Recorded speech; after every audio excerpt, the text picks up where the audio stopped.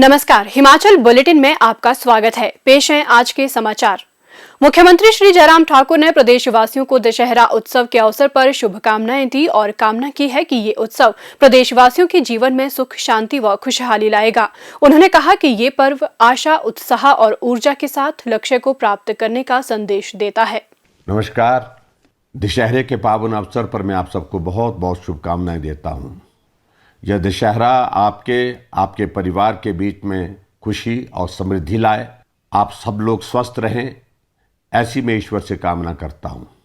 अंतर्राष्ट्रीय कुल्लू दशहरा इस वर्ष 15 से 21 अक्टूबर तक मनाया जा रहा है। कुल्लू घाटी में मनाया जाने वाले दशहरा उत्सव में देव मानव के अनूठे मिलन से इस घाटी का माहौल देवमय हो जाता है। अश्विन मास की दशमी को घाटी के अधिष्ठाता देव भगवान राम के रघुनाथ स्वरूप की भव्य रथ यात्रा से दशहरा उत्सव का शुभारंभ होता है।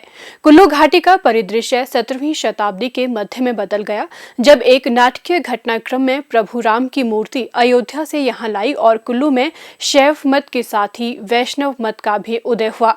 कहा जाता है कि वर्ष 1650 के दौरान कुल्लू के राजा जगत सिंह को ब्रह्म हत्या का शाप लग गया, जिससे वे कुष्ठ रोग से पीड़ित हो गए। एक बाबा ने उन्हें बताया कि अयोध्या के त्रेतानाथ मंदिर से भगवान रघुनाथ की मूर्ति यहाँ लाकर यदि राजा उनके चरणामृत का सेवन व स्नान करेंगे तो अवश्य स्वास्थ्य लाभ मिलेगा। अयोध्या से रघुनाथ जी की मूर्ति को लाकर कुल्लू में स्थापित किया गया तथा इस उपलक्ष्य पर राजा जगत सिंह ने यहाँ के सभी देवी देवताओं को आमंत्रित किया, जिन्होंने भगवान रघुनाथ जी को सबसे बड़ा देवता मान लिया। इसके साथ ही राजा ने भी अपना राजपाट त्याग कर भगवान को अर्पण कर स्वयं उनके मुख्य सेवक बन गए।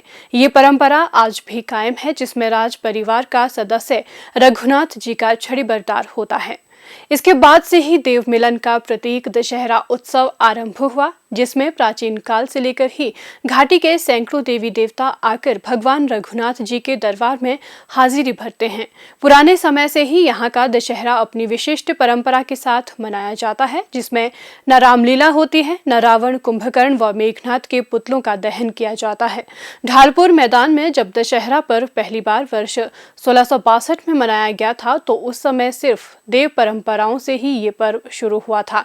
ना तो कोई व्यापार था और न ही किसी तरह के सांस्कृतिक कार्यक्रम। इस वर्ष भी उत्सव में सिर्फ रथ यात्रा, राजा की जलेब, महल्ला, लंका दहन जैसी परंपराओं का ही निर्वहन किया जाएगा। इस वर्ष का दशहरा एक विशेष मायने में बहुत महत्वपूर्ण है, क्योंकि आज से 462 वर्ष पहले जब दशहरा शुरू हुआ था, उस वक्त भी उस मेले में केवल देवी देवता थे, लोग थे, श्रद्धालु थे। और आज भी वैसे ही है कि बिना व्यापारिक गतिविधि के, बिना सांस्कृतिक कार्यक्रमों के, केवल देवी देवताओं की इसमें शिरकत रही है, भागीदारी रही है। और ये 450 साल पहले जो एक इतिहास बना था, आज एक दूसरा इतिहास बना। इसलिए मैं इस दशहरे को बहुत महत्वपूर्ण मानता हूँ और शायद आज के बाद वैसा ना हो। और दूसरी बात ये है कि जैसे प्रशासन ने कहा था कि कोरोना की 2 डोज लगाने के बाद लोग यहाँ आए, और कुल्लू में ये सिद्ध हो चुका है कि जितने भी लोग यहाँ आए सबने दोनों डोज लगा दी। भगवान रघुनाथ जी के रथ के निर्माण के लिए पहले घाटी के पीज व मंडी जिला के कमांद स्थित पराशर ऋषि के जंगलों से लकड़ी लाई जाती थी। उस समय रथ को रखने के लिए कोई उपयुक्त स्थान नहीं था, जिसके चलते हर 6ठे या 7वें साल रथ का निर्माण करवाना पड़ता था। लेकिन स्वर्गीय राजा महेंद्र सिंह ने जंगलों को बचाने के उद्देश्य से रथ को रखने के लिए ढालपुर स्थित एक मैदान में एक कमरे का निर्माण करवाया था, जिसके बाद रथ वहीं पर रखा जाता है। करीब 35 वर्षों से वही रथ इस्तेमाल किया जा रहा है। कुल्लू का अंतर्राष्ट्रीय दशहरा ऐतिहासिक होने के साथ साथ सांस्कृतिक, धार्मिक व सामाजिक विचारधारा का अनूठा संगम है और व्यापारिक दृष्टि से भी इसका विशेष महत्व है। हर साल कुल्लू दशहरे में औसतन 100 करोड़ से अधिक का व्यापार होता है, जिसकी स्थानीय लोगों की आर्थिकी को सुदृढ़ करने में अहम भूमिका है।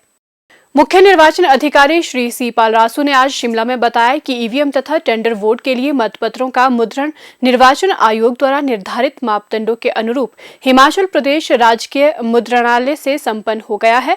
मंडी संसदीय क्षेत्र के लिए 56,500 तथा फतेहपुर विधानसभा क्षेत्र के लिए 4,000, अर्की विधानसभा क्षेत्र के लिए 4,000 तथा जुब्बल कोटखाई विधानसभा क्षेत्र के लिए 3,500 मत पत्रों का मुद्रण किया गया है। इसके अतिरिक्त निर्वाचन लड़ने वाले अभ्यर्थियों की सूचियों का मुद्रण कार्य भी पूर्ण कर लिया गया है। मंडी संसदीय क्षेत्र के लिए 5100 तथा फतेहपुर विधानसभा क्षेत्र के लिए 300, अर्की विधानसभा क्षेत्र के लिए 400 तथा जुब्बल कोटखाई विधानसभा क्षेत्र के लिए 300 सूचियां मुद्रित करवाई गई हैं। इन मतपत्रों तथा निर्वाचन लड़ने वाले अभ्यर्थियों की सूचियों को 16 अक्टूबर 2021 को संबंधित जिला निर्वाचन अधिकारियों को आगामी कार्यवाही के लिए वितरित कर दिया जाएगा। हिमाचल बुलेटिन देखने के लिए सब्सक्राइब करें YouTube channel DPR Himachal, follow करें ट्विटर @DPRHP, लाइक करें Facebook page information and public relations department Himachal Pradesh, visit करें वेबसाइट www.himachalpr.gov.in। इस अंक में इतना ही। कल फिर होगी मुलाकात, दीजिए इजाजत, नमस्कार।